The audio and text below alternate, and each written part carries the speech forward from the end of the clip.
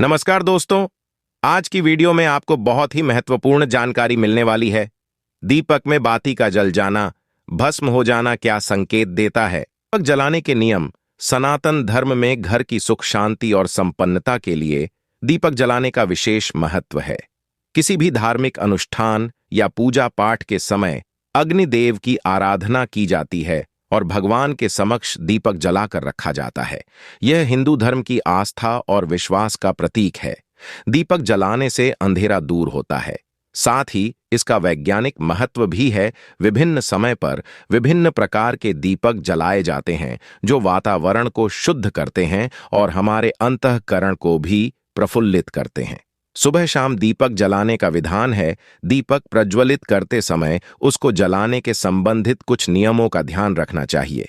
अगर आप मिट्टी के दीपक जला रहे हैं तो वह दीपक खंडित नहीं होना चाहिए। खंडित दीपक जलाने से मन का आत्मविश्वास कमजोर होता है। अगर आप भगवान के समक्ष दीपक जलाकर रख रहे हैं तो इस बात का ध्यान रखें कि अगर घी का दीपक जलाए हैं तो उसे बाएं हाथ की तरफ रखना चाहिए। तेल का दीपक जलाए हैं तो उसे दाहिने हाथ की तरफ रखना चाहिए। इससे भगवान प्रसन्न होते हैं और घर में सुख समृद्धि का वास होता है। अगर आपने किसी साधना या सिद्धि का संकल्प लिया है तो आपको आटे का दीपक जलाना चाहिए। न्याय के देवता भगवान शनिदेव महाराज को प्रसन्न करने के लिए, उनके 7.5 और ढैया के प्रकोप से बचने के लिए तिल के तेल का दीपक जलाना चाहिए। दीपक जलाने का सही समय प्रातःकाल 5 आवर से 10 आवर बजे तक होता है।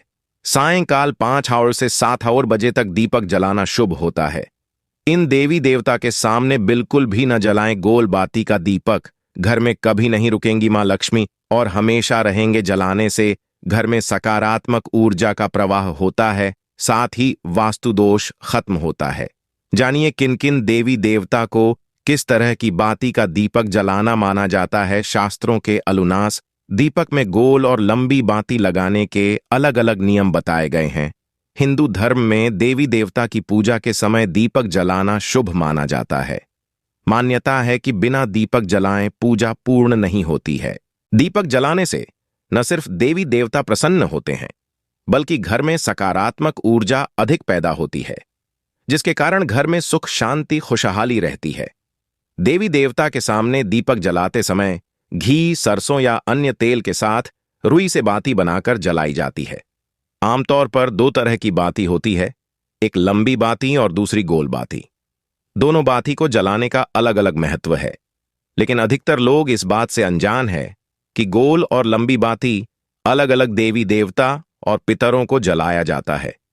जानिए कौन सी बाती किस देवी देवता के सामने जलाना शुभ होता है। लंबी बाती का दीपक। शास्त्रों के अनुसार अगर आप लंबी बाती का दीपक जलाते हैं तो इस बात का ध्यान रखें कि इस तरह की बाती केवल मां लक्ष्मी, दुर्गा जी, सरस्वती सहित अन्य देवी के पूजन में, कुल देवता के पूजन, आंवला के पेड़ के नीचे ही जलानी चाहिए।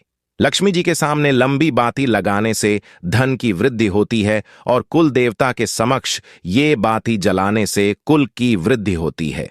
लंबी बाती जलाने से सुख समृद्धि आती है। अमावस्या या अन्य किसी दिन पितरों के लिए दीपक जला रहे हैं तो इस बात का ध्यान रखें कि लंबी बाती का ही इस्तेमाल करें।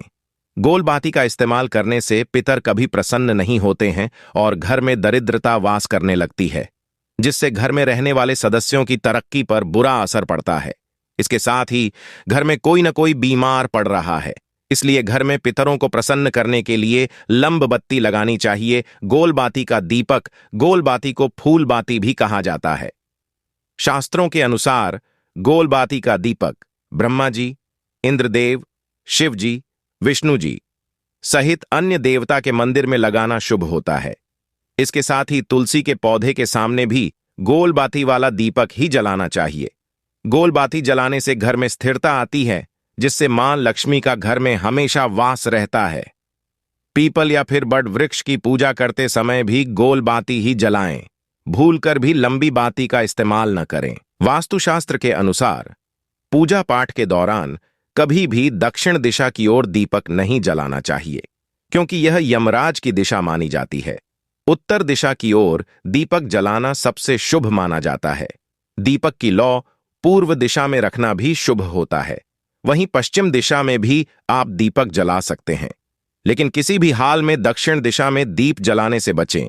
किस दीपक का किस पूजा में करें प्रयोग? आटे का दीपक।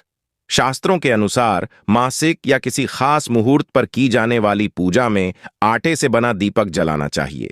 इसे साधना और सिद्धि के समय भी जलाया जाता है। आटे का दीप कर्ज मुक्ति, नौकरी व्यापार में तरक्की, संतान प्राप्ति, गृह क्लेश से मुक्ति और विवाह में चल रही परेशानियों को दूर करने आदि लिए जलाया जाता है। मिट्टी का दीपक। मिट्टी का दीपक सबसे शुभ और पवित्र होता है। आप नियमित पूजा पाठ से लेकर विशेष अनुष्ठान आदि में भी इसे जला सकते हैं, लेकिन इस बात का ध्यान रखें कि एक बार जले मिट्टी के दीपक का दोबारा प्रयोग न करें। विभिन्न धातु के दीपक। लोहे धातु में शनि, पीतल में बृहस्पति, चांदी में शुक्र और चंद्रमा, तांबे में सूर्य व मंगल, कांसे में बुध और सोने धातु में सूर्य व गुरु का वास होता है। अलग अलग कामनाओं के लिए इन धातुओं से बने दीप जलाए जाते हैं। दीपक जलाने के मंत्र: शुभम करोति कल्याणम, आरोग्यम धन संपदाम, शत्रु बुद्धि विनाशाय, दीप ज्योति नमोस्तुते। इसका अर्थ है जो शुभ करता है, कल्याण करता है, आरोग्य रखता है, धन संपदा करता है और शत्रु बुद्धि का विनाश करता है, ऐसे दीप यानी दीपक की रोशनी को मैं नमन करता हूं। इस तरह से आपको सरलतम विधि से दीपक से संबंधित इन कार्यों को करना चाहिए। इससे जीवन में सभी मनोकामना पूर्ण होती है। साथ ही अब हम सभी जानते हैं कि दीपक में फूल बने का क्या अर्थ होता है। दीपक में फूल बने का अर्थ होता है कि आपकी पूजा पाठ भगवान तक पहुंच रही है और वह आपकी पूजा से प्रसन्न है। आपकी मनोकामना अब पूर्ण होने वाली है। दुख दरिद्रता का भी नाश होने वाला है। हम सभी जानते हैं दीपक में फूल बना बहुत शुभ माना जाता है। दीपक में कभी नेत्र बनते हैं, कभी माता रानी के त्रिशूल, महादेव का डमरू और सभी देवी देवताओं से संबंधित कोई ना कोई आकृति बनती है। ऐसे में आप सभी के भी दीपक में फूल बनता है तो प्रसन्न हो जाइए। भगवान आपकी पूजा पाठ को स्वीकार कर रहे हैं। साथ ही आप सभी के दीपक में अगर बाती बच जाती है, तेल बच जाता है, तो इसका क्या करें? भारती को आपको हमेशा अपने घर के गमले में ही विसर्जित करना चाहिए। किसी नदी में ना फेंके, दोषपूर्ण माना जाता है। इसके साथ ही दीपक की बत्ती का पूरा जल जाना, तेल खत्म हो जाना, यह संकेत देता है कि आपके द्वारा भगवान को जो दीप प्रज्वलित किया गया था वह उन्हें मान्य है और वह पूर्ण रूप से उसे ग्रहण कर चुके हैं। दीपक की बत्ती का भस्म हो जाना, उसमें जलने वाली बाती और तेल का पूर्ण रूप से खत्म हो जाना बहुत शुभ है, पूजा पाठ को मान्य करने वाला होता है। इस तरह से यह संपूर्ण पूजा विधि संपूर्ण नियम वीडियो में बताने का प्रयास किया गया। चैनल पर इसी तरह की रोज वीडियो अपलोड की जाती है। वीडियो उचित उपयोगी रहती है तो कृपया लाइक करें, जय श्री राम जरूर से लिखें।